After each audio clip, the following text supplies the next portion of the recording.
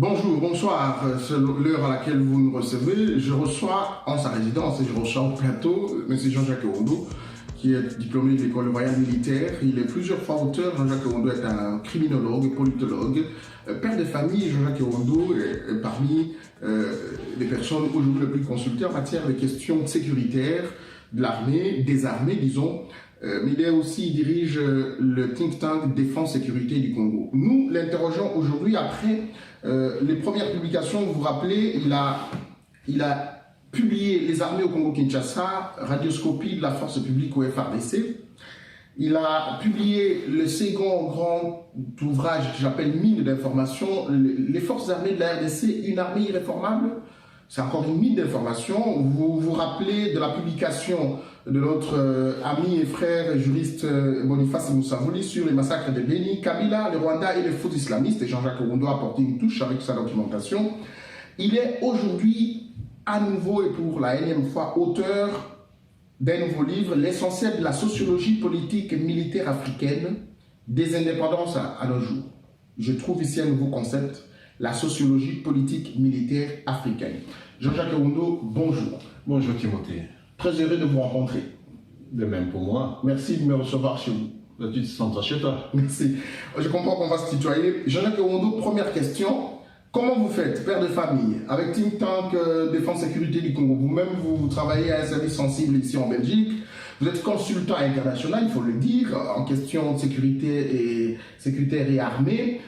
Comment vous faites pour être aussi rédacteur, auteur d'énormément avec ces recherches que cela requiert? Qu'est-ce que vous faites pour être un bon père de famille en même temps? Mais d'abord, il faut être concentré, savoir prioriser ses activités et surtout avoir cette grâce d'être entouré par des personnes qui me permettent de fonctionner correctement et d'avoir une hygiène de vie qui me permet d'être actif dans ce que je fais, notamment une épouse et des enfants, qui sont aussi mes premiers collaborateurs, parce que je discute énormément avec eux, des options à prendre et des situations à affronter ou des décisions. Parfois les laisser, les voyages en tout moment. Ben oui, ça fait partie de cette collaboration familiale qui donne un certain équilibre, qui fait qu'on essaye avec une hygiène de vie assez stricte d'avoir chaque chose à son temps, le temps pour le travail, le temps pour les activités liées à mes analyses, mes consultances, les temps pour la lecture, les temps pour l'écriture, les temps pour les autres activités sociales pour lesquelles je suis actif et les temps pour la famille. Effectivement. Voilà. Très bien, merci, mais félicitations. Nous jetons des fleurs à toute la famille, à Madame Nathalie, à tous les enfants et à tous les collaborateurs qui soutiennent Jean-Jacques Ewondo dans cette noble émission qui est pratiquement une passion pour lui. On va rentrer, parce qu'on n'aura pas beaucoup de temps. Première question, avant qu'on entame sur la sève qu'il y a dans ce livre, nous parlerons un peu des politiques, et ça ne peut pas nous échapper, la politique de notre pays. Le président de la République, Félix Tshisekedi, a parlé d'une armée structurée qu'il a trouvée et que c'est seulement aux affaires qu'on se rend compte de certaines choses. Et il a même parlé parfois de la diabolisation que Joseph Kabila aurait été l'objet de la part de plusieurs analyses, notamment il n'a cité personne. Qu'est-ce que vous dites, l'armée congolaise est structurée? Qu'est-ce que vous attendez par les propos de chef d'État? L'armée congolaise, c'est une armée qui est en réforme. Structurée, je n'irai pas jusque-là, d'autant plus qu'une armée qui n'a pas encore abouti dans sa réforme, elle n'est pas encore totalement structurée ou restructurée. Vous connaissez les conditions dans lesquelles cette armée a été réformée ou mise ensemble. Et pour qu'elle soit structurée, ça demande beaucoup de choses. Et j'ai publié des analyses sur les plans de réforme de l'armée, le dernier plan de 2009 à 2025, un plan qui n'a pas connu du succès. Théoriquement, il y a des unités. Théoriquement, il y a tout un plan, il y a toute une planification, tout un organigramme qui existe, mais sur le terrain, la structuration ne prend pas. Et l'exemple qu'on peut prendre, quand cette armée va en opération, on se rend compte qu'il y a beaucoup de choses, beaucoup de dysfonctionnements qui se constatent sur le terrain. Et il y a eu même des séminaires au niveau même interne de l'armée qui a pointé, qui a relevé toutes ces difficultés. Donc il y a un problème de hiérarchie, d'incompétence parmi une certaine hiérarchie, il y a un problème de manque de dotation en moyens et manque de dotation en matériel, il y a un problème de coordination, il y a des unités qui fonctionnent en parallèle indépendamment des chefs d'opération, il y a des unités qui n'étaient... Infiltrés Bon, les gens utilisent infiltrés, oui, mais il y a des unités qui ne sont pas loyales au commandement suprême, et ça, je peux même vous montrer des documents qui attestent à des documents qui ne proviennent pas de moi, mais sont des documents que j'ai pu obtenir des services spéciaux du Congo, de mes sources, qui démontrent ça. Donc, dire que l'armée est structurée, non, l'armée est en réforme, mais il y a eu quand même un sabotage de cette réforme. Parce que si vous lisez aussi toutes les analyses, tous les rapports qui ont été élaborés par les différents experts et même la mission de l'ESSEC qui a accompagné cette réforme, on dit qu'il y a un manque de volonté au niveau le plus élevé de l'armée. Et il faut plutôt replacer le discours du président dans un contexte politique où il est en alliance avec le même pouvoir et que je pense qu'il sera difficile pour lui de pouvoir les attaquer frontalement, et voilà. Il essaye un peu peut-être de mener un lobbying pour pouvoir alléger un peu la situation de son prédécesseur. Donc il faut plutôt le placer dans ce contexte-là. Oui. Voilà, je reviens à vous personnellement, je vais peut-être toucher à votre fibre intime. Félix Tshisekedi, chef de l'État aujourd'hui, commandant suprême des forces armées, c'est d'abord et avant tout votre ami personnel que vous avez côtoyé plusieurs fois, vous connaissez pertinemment bien. S'il arrive aujourd'hui que le président de la République, qui pourra suivre par un de ses services cette émission, vous demande par votre expertise, vous êtes consulté par beaucoup d'États, dernièrement vous étiez en Afrique du Sud, vous étiez aussi en Côte d'Ivoire, je ne cite pas les pays européens, quand on vous invite en France pour les salons militaires d'exposition, où beaucoup, plus de 80 États du monde viennent exposer leurs forces militaires. Aujourd'hui, où il y a arrivé sur le sol africain des troupes françaises, des troupes américaines, chinoises et même russes, Félix Tshisekedi voudrait accompagner et faire des réformes au sein de l'armée, et s'il faisait appel à vos compétences, Jean-Jacques Ewondo, parce que vous êtes qualifié en la matière, vous êtes diplômé de l'école royale militaire belge, une des plus belles académies militaires de l'Union européenne. Vous direz non, oui à cette invitation? Je préfère qu'on réfléchisse ensemble. Vous parlez du président Félix. Vous savez qu'on se connaît. Nous nous connaissons depuis notre jeunesse, très longtemps. Et vous êtes même témoin de certaines choses qu'on a faites ensemble. Oui.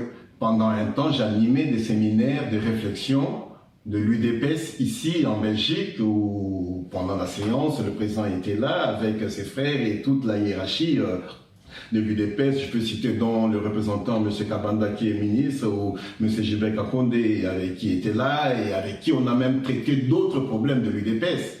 Donc moi et M. Tshisekedi, ou le président Tshisekedi, c'est une complicité qui date des années. Voilà. Donc on a collaboré pour plusieurs choses aussi, notamment dans les sanctions contre l'Union européenne, contre les militaires particulièrement, qui étaient indexés pour les... Et je me rappelle, la soirée de Genève, vous aurez pris le même vol. Ça, c'est mes sources à moi. Non, oui, après l'histoire de Genève, j'étais la première personne à être à ses côtés. On a pris le même vol, on est resté dans la salle d'entente pendant au moins 1 heure en train de discuter. Donc, il y a des choses qu'on s'est parlé qui restent du domaine de secret, parce que d'État, parce qu'il y a des choses qu'on ne peut pas se dire.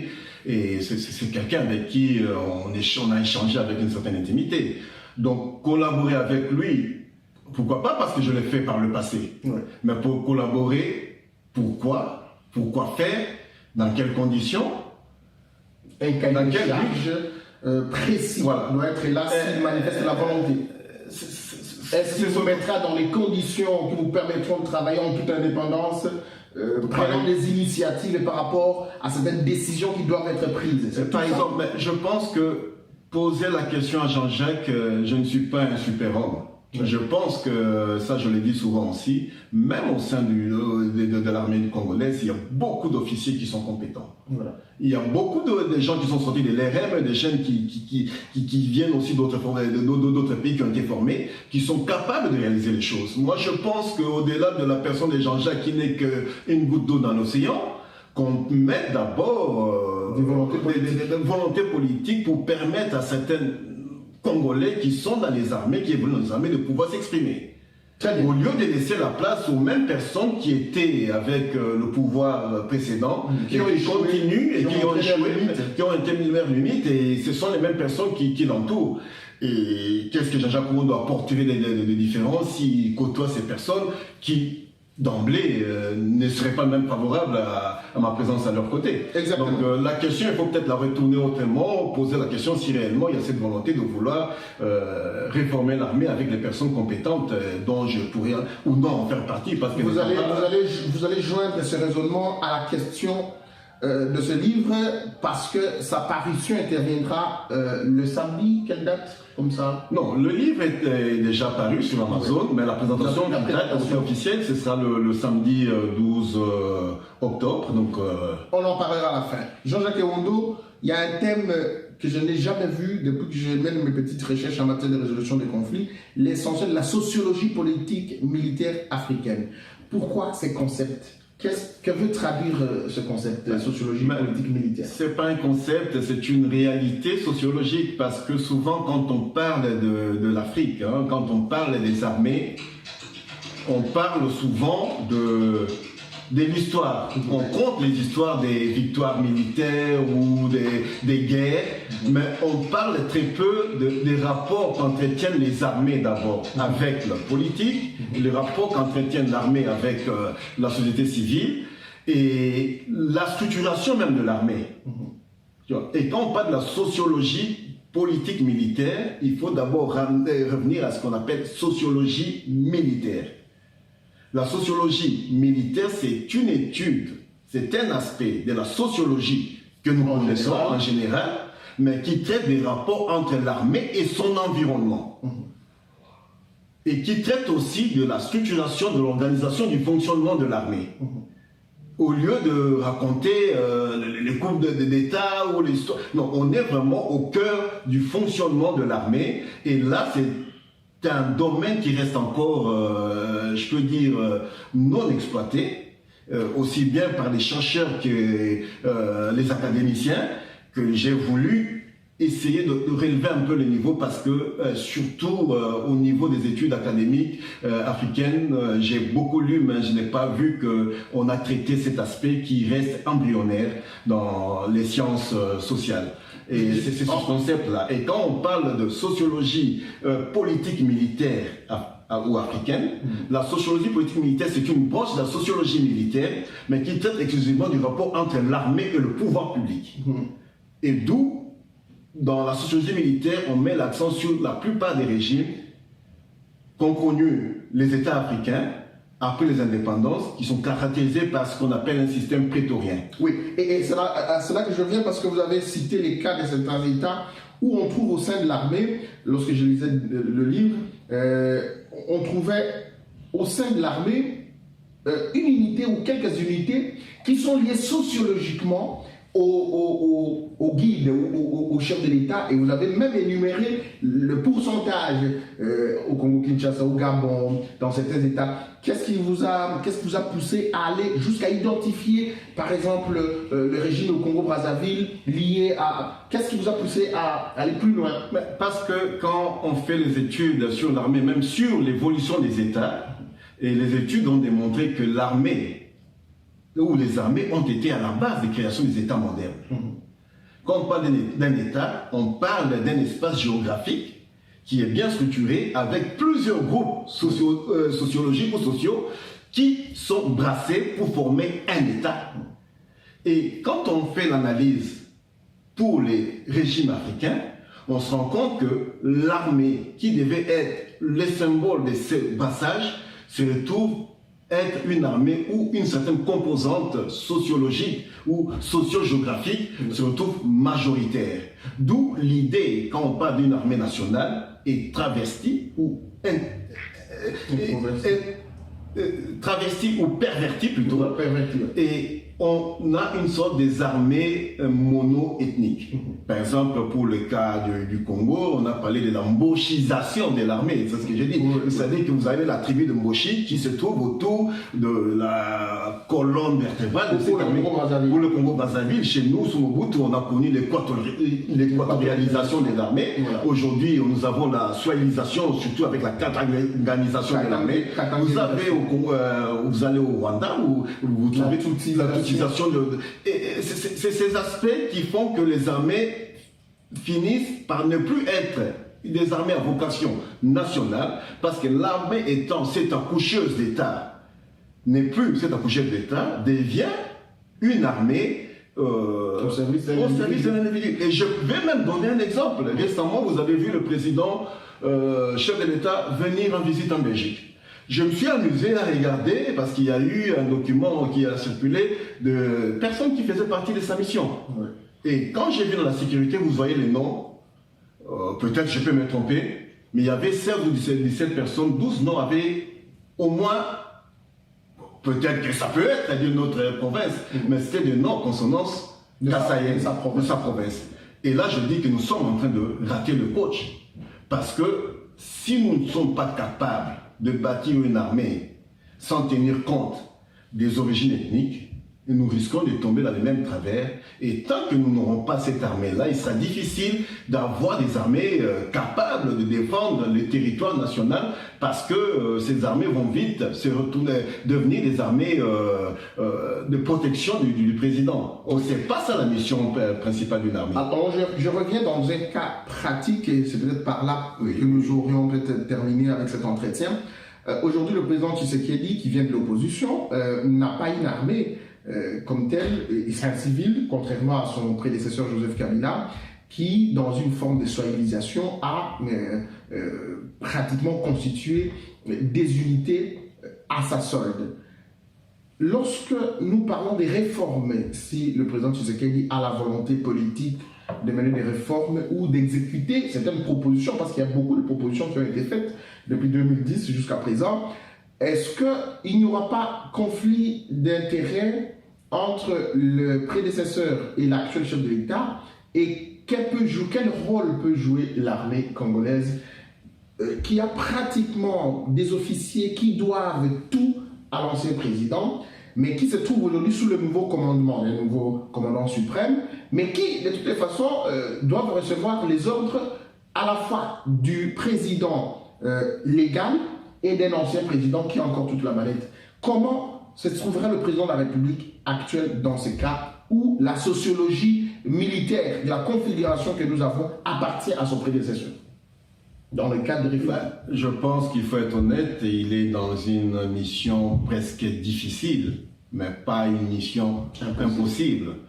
La difficulté se trouve au niveau de son alliance, son pacte ou son deal avec son prédécesseur. Et ça, je peux le dire que une de ses demandes qu'il a formulées même à son prédécesseur, c'était que son prédécesseur assure sa sécurité.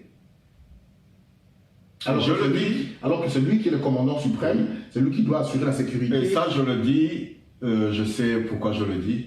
Je termine par là parce que nous allons inviter tout le monde à écouter comment on va épulcher ce livre lors de sa présentation officielle.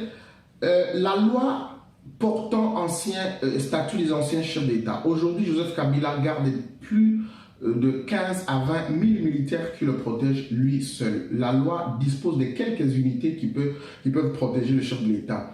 Est-ce que Félix Tshisekedi est capable d'appliquer la loi portant statut des anciens chefs d'État, et dans quelle mesure il peut le faire? Jean-Jacques Rondeau peut-il encore une fois de plus, si la proposition lui est faite, de donner quelques pistes de solutions à son ami d'hier, devenu président aujourd'hui? Mais je pense que tout est question de stratégie. Nous, en termes stratégiques, on dit que la stratégie est une dialectique des intelligences. Et ce n'est pas ici que nous allons donner ces conseils. Et je peux vous dire que, comme vous m'avez posé la question au début, le président est un ami, donc j'ai ses coordonnées, il a les miennes. Qui sait si on échange en privé? Il arrive parfois que je vois des situations où l'intégrité du Congo est en danger, où je me suis dit, je suis un patriote, je ne peux pas laisser faire cette situation parce qu'on a eu des échos. Ben, ça peut arriver que je lui écrive en privé. Voilà. Je lui écrive en privé. Non, je vous le dis, parce que ça, je n'écris pas parce que je demande quelque chose, mais parce que je suis patriote. Je dis, en tant que président, il peut peut-être être mal conseillé, et je lui écris, je lui propose des pistes, et par après, parfois, je vois certaines décisions, certaines réactions, je compris que le message est passé, même s'il ne m'a pas répondu. Très bien, vous comprenez? Donc, pour dire que on n'est pas ennemis. Il y a un problème de divergence peut-être de vue ou de position. Moi, je suis dans une posture plutôt d'un combat de principes et des valeurs. Et voilà, je suis dans cette conception-là. Je ne suis pas dans une opposition où je critique tout ce qu'il fait de mauvais, sinon je ne ferai pas des articles. Et je peux même dire qu'il y a des analyses que j'ai faites quand il est entré au pouvoir, notamment des éléments qui ont été enlevés, des archives stratégiques, et certains matériels militaires qui ont été déplacés de Kinshasa vers Kalemi. Il a eu ça. Il a même diligenté une enquête là-dessus au départ du travail que j'ai fait. Donc, on est là, mais bon, le problème est que si nous aimons le Congo, nous devons nous engager dans une voie qui nous permette que les Congolais en soient le premier et le dernier bénéficiaire. Merci. Et ça, c'est mon engagement. Et si c'est pour faire ça, on est prêt à aider le pays. Merci infiniment. Mesdames, Messieurs, nous allons revenir. Nous vous invitons massivement à la présentation de ce livre. Et Jean-Jacques Kewondo pourra donner un dernier mot par rapport au lieu, à l'endroit, mais aussi comment nous pourrions, les gens qui pourront ne pas venir à la présentation officielle, pourront s'enquérir ce livre. Ben, nous avons voulu plutôt vraiment donner de la hauteur par rapport à cette présentation. On n'allait pas se limiter à présenter le livre et puis on ne viendra pas pour parler de tout ce qui se trouve dans le livre, sinon les gens n'en achèteraient pas. Donc le livre est disponible sur Amazon, sur commande online. Les gens qui veulent se le procurer par d'autres moyens peuvent me contacter en privé. Mes adresses, mes contacts sont toujours publics. Et ce jour-là, nous aurons un colloque avec 3 intervenants. Donc, moi qui présenterai le livre. Il y aura Boniface Moussavouli qui viendra, qui va faire une recension de mon livre, mais en mettant en perspective sur la situation du Congo, notamment de l'Est du Congo. Voilà. Donc, on va parler du massacre de Beni et de la situation un peu confuse à l'Est du Congo. Mais il y aura aussi un 3e intervenant qui est Georges Peguezan, qui est un collègue chercheur au GRIP, où je suis chercheur associé, qui va parler aussi de groupes armés à l'Est, en disant que les FARDC sont plus ou moins les responsables de l'alimentation en armes et en munitions de ces groupes armés. Donc on sera une journée d'études pour apporter de la matière et on répondra aussi aux questions de l'actualité. Et ça se passerait à Bruxelles. Slipwell, rue du Damier, mais je n'ai pas le numéro. Le numéro sera affiché dans. Mais ceux qui connaissent Bruxelles, Inno Bruxelles, rue 9, juste derrière. Nous serons là le 12 à partir de 15h jusqu'à 19h pour dédicacer les livres. Et je rassure à tout le monde que je vais afficher l'adresse précise en dessous du thème de notre émission de cet entretien. Ben, je vous remercie infiniment pour cette pré-présentation. Mesdames, Messieurs, merci de m'avoir suivi. Rendez-vous au prochain numéro.